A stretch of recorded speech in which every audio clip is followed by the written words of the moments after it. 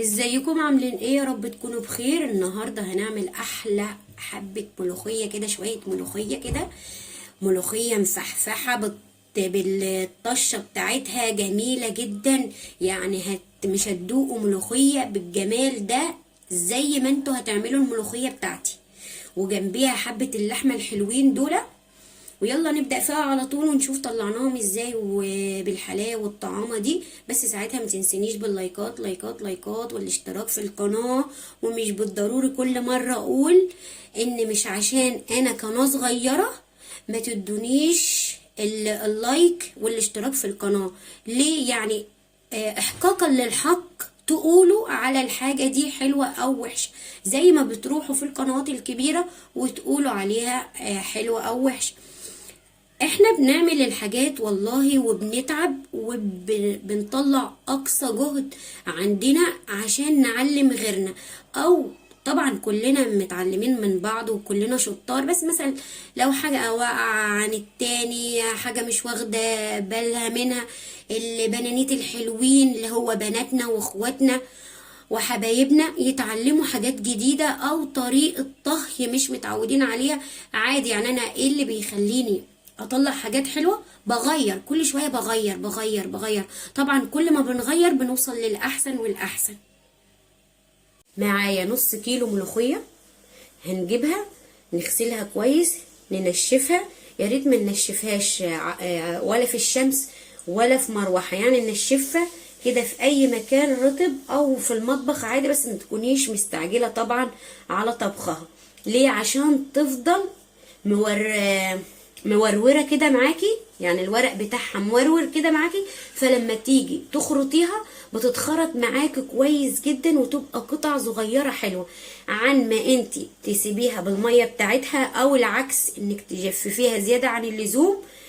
اللي هي الدرجة بتاعتها من المخاط، يعني من القوام بتاع المخاط بتاع الملوخية بيقل او بيزيد، او العكس بيزيد لما تبقى مليانة مية، وبيقل جدا لما تبقى منشفاها على الاخر او مجففاها على الاخر.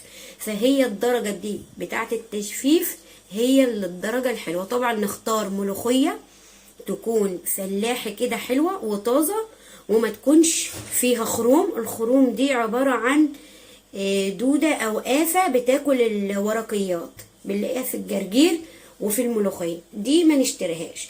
ونشتري الملوخية قلت لكم اللي لونها اخضر غامق.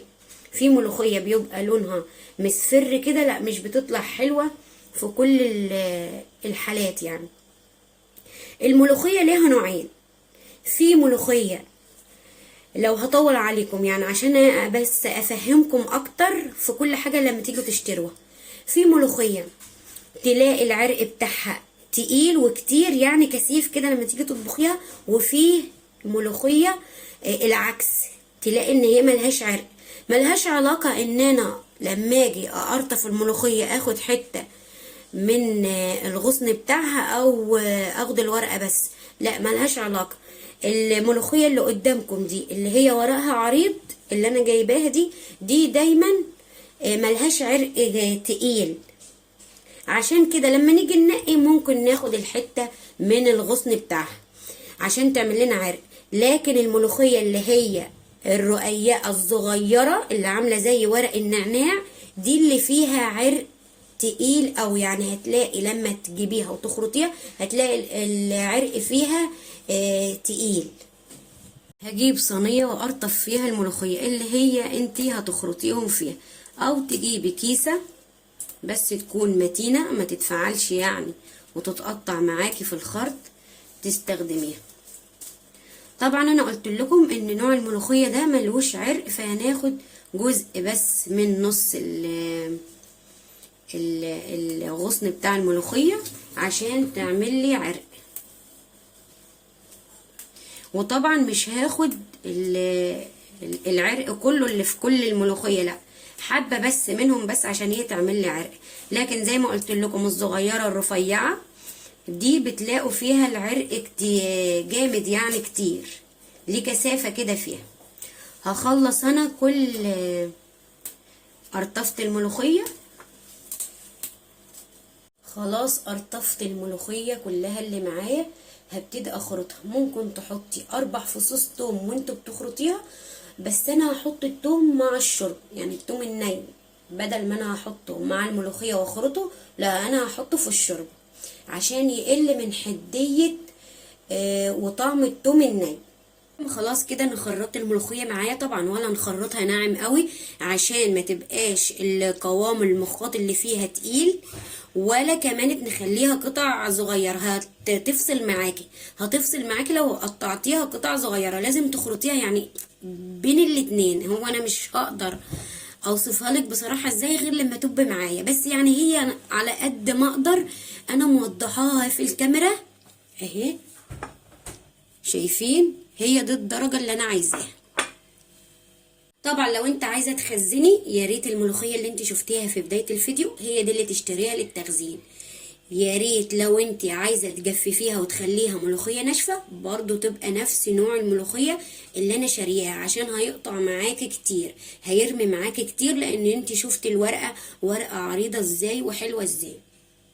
هنسمي الله، واول حاجه هنحضرها ان احنا هنشوح اللحمه عشان نسلقها.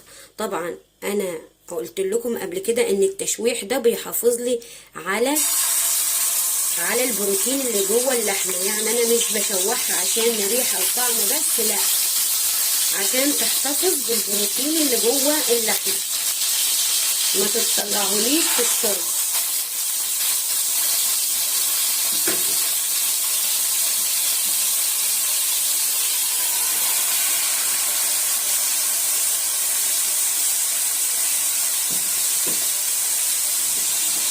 هسيبها كده دقيقة على الناحية دي. بعد ما سبتها دقيقة بقلبها على الناحية التانية. دي طريقة صحية لسلق اللحمة، يعني لازم انك انت تديها التشويحة الاول. انا سايبة اللحمة زي ما هي كده عشان ما تكشش معايا او تقل معايا، فسايباها زي ما هي ببركتها. الحاجات بتاعتنا بتاعت السلق: فصين توم، بصلايه صغيره، حبهان، فلفل اسود وكزبره وورق الراوس. هسيبهم كده ياخدوا تشويحه معاهم ويطلعوا الروايح بتاعتهم. هحط دلوقتي جزء من الملح. قلت لكم ان انا بحط جزء من الملح الاول عشان املح اللحمه وما تطلعش مسخه. هحط الميه، ريحتها لا بتفرق، الحركه بتاعت ان انا اشوح اللحمه دي بتفرق كتير في طعم وريحه اللحمه. هسيبها لحد ما تتسلق. خلاص كده اللحمه بتاعتي بدات تستوي. هي بصراحه الملوخيه بتبقى حلوه قوي بشوربه البط، شوربه الفراخ، بس عادي مش مشكله، وعملناها بشوربه اللحمه هتطلع برضو حلوه معانا. هعمل تتبيله للحمه هتخليها تعتمديها على طول معاكي. طماطمايه مبشوره وبصلايه مبشوره. شايفين الكاميرا بتاعتي بدات تبوظ ازاي؟ والواحد مش قادر يشتري موبايلات غاليه قوي، فربنا يستر الايام الجايه. معايا بابريكا، فلفل اسود، كزبره. هقلب كل المكونات اللي معايا دي تعتمديها، يعني لفراخ للحمه، هتديكي لون حلو وطبعا طعم ونكهه حلوه قوي. طبعا هنملحها لو محتاجه الملح. تختاروا بابريكا تكون نوع حلو عشان تديكي لون حلو، او فلفل القرناطي ينفع برضو بدل البابريكا. شايفين كده التتبيله بتاعتي جاهزه. دي تعتمديها لاي حاجه تتبليها بيها. هيبقى معايا اللحمه بتاعتي، هاخد كده من التتبيله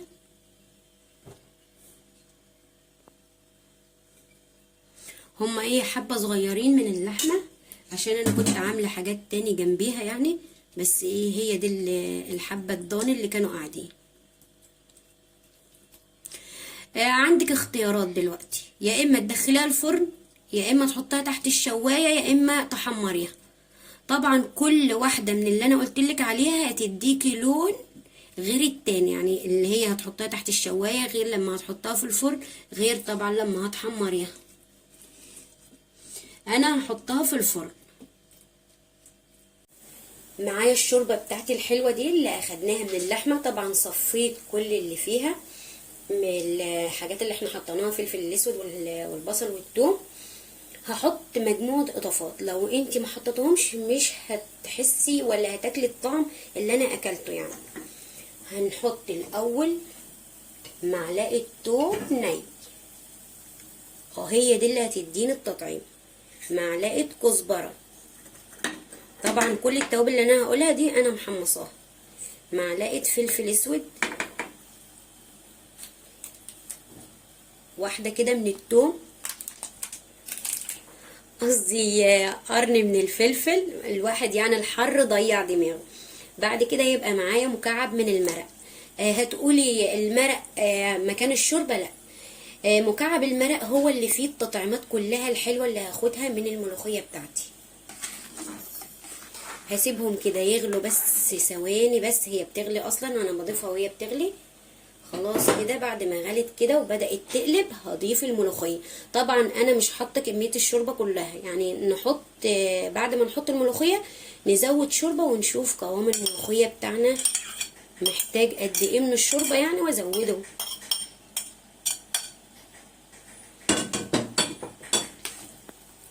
بالمعلقة بالمضرب مش مشكلة، اللي هيشتغل معاك اشتغلي بيه.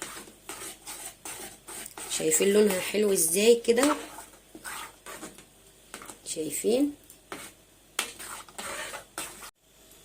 شايفين كده القوام بتاعها مش محتاج مني ان انا ازود شوربة تاني.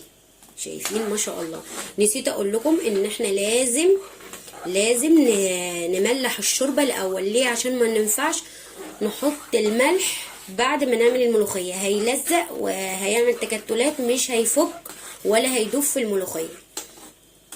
معايا معلقة سمنة كبيرة ومعلقة دهون لو عندك، بتدي ريحة خطيرة وجبارة للملوخية، يعني بتجيب اخر الشارع، لا بتجيب اخر المنطقة. شايفين بعد ما اخدت الدهون بتاعتي لون حلو وطلعت الروايح بتاعتها، هيبقى معايا معلقة ثوم كبيرة. طبعا انت وانت بتسخني الدهون بتاعتك لو لقيتيها سخنت قوي زياده عن اللزوم لازم تبرديها، عشان اول ما تحطي التومه ما تتحرقش منك. طبعا التومه دي احنا لازم نحط لها يعني حاجات بسيطه من الملح، عشان وانت بتاكلي هتبان ان هي محتاجه ملح برضو التوم. على فكره يعني احنا ما شاء الله ما شاء الله يعني ذواقين. عشان كده لما بقول على الحاجة مش حلوة، مش ان انا بتكبر على النعمة ولا حاجة، لا، بس احنا بنقيمها، يعني بنشوف لازم الحلو ايه عشان نمشي فيه، واللي هو مش قوي نسيبه عادي ونروح للحاجة الاحلى او نعمل الاحلى. هسيبها كده لحد ما تاخد لون حلو. حاجات بسيطة كده من الكزبرة والفلفل الاسود. يا على الملوخيه بتاعتي بصراحه بتطلع جباره في الطعم وفي كل حاجه، وديكم هتشوفوا. وانا قبل كده عملت الملوخيه الناشفه قبل كده على القناه، كان اسم الفيديو لو عندك عزومه تعالى اقولك تعملي ايه. كنت عامله الملوخيه الناشفه بكل الحركات والتكات بتاعتها، ويمكن في حاجات ما فيش حد يعرفها، ازاي انعم الملوخيه واوصل للدرجه المظبوطه في تنعيم الملوخيه الناشفه عشان تطلع معايا انسيابيه وحلوه. لسه برضو ما اخدش اللون، لسه بيضه اهي. لما تخشن معايا، يعني ايه تخشن؟ يعني تنشف كده، احس بيها بالتقليبه ان هي خلاص كده اتحمصت معايا. خلاص كده انا استبعدت الدهون دي، مش محتاجاها تاني، خلاص هشيلها، يعني ملهاش لازمه في الملوخيه. على فكرة في فصل الصيف تقدروا تحطي زي ما انت عايزة في الدهون، لكن في الشتاء لا، في الشتاء بتبقى واضحة وباينة في الاكل، ولو بردت معاكي بتبان قوي، لكن في الصيف لا. ففي الصيف يا ريت لو هتستخدميها استخدميها في الصيف. اهي بدأت كده تاخد اللون الحلو اللي انا محتاجاه. يعني ايه تصبري عليها وتشتغلي على نار هاديه. يعني انا شغاله على نار هاديه عشان اوصل للدرجه بالظبط. يعني ايه اللي هيخليكي تاخدي الدرجه الحلوه؟ انك انت تهدي النار، عشان لو شعوطت منك او حبه اتحرق وحبه لا هتاخد لون مش حلو. وطبعا الريحه بالذات اللي التوم لو اخد حتى لو حاجات بسيطه من الريحه كده ان هي هيتحرق، لا بيبقى مش حلو وبيدي الاكل طعم مش حلو قوي. شايفين بدأت تاخد اللون اللي بقول لكم عليه؟ شايفين؟ خلاص كده.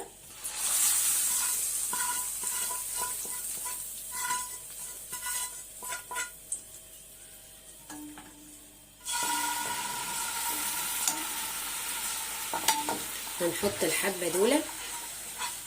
شايفين؟ يا سلام يا سلام. عارفين الريحة؟ دمار يعني، فظيع فظيع فظيع. هي بتتحدث عن نفسها اصلا الملوخية وجمال الملوخية. شايفين الملوخية وجمالها؟ ادي ده القوام اللي انا عايزاه للملوخية، ولا هي تقيلة ولا هي خفيفة. شايفين جميلة ازاي معايا؟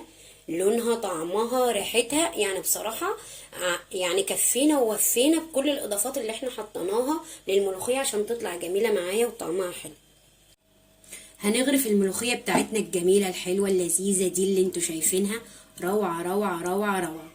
بالله عليكي ما تنسي اللايك. طبعا مش مشكلة الملوخية اللي وقعت مننا دي، عادي هناكلها برضو او هنغسلها عادي.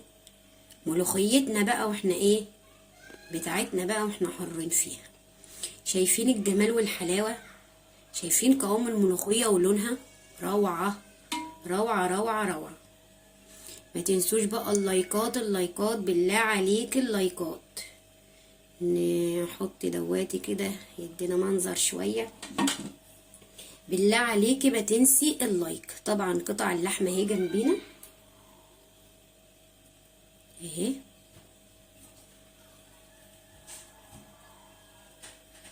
عشان مش هقدر احط قطع لحمة كبيرة جنب الطبق عشان مش هتاخد يعني وقت فيها، يعني جنبيها اهي مش هتثبت قصدي جنبيها. فبالله عليكي ما تنسي اللايك والشير والاشتراك في القناة.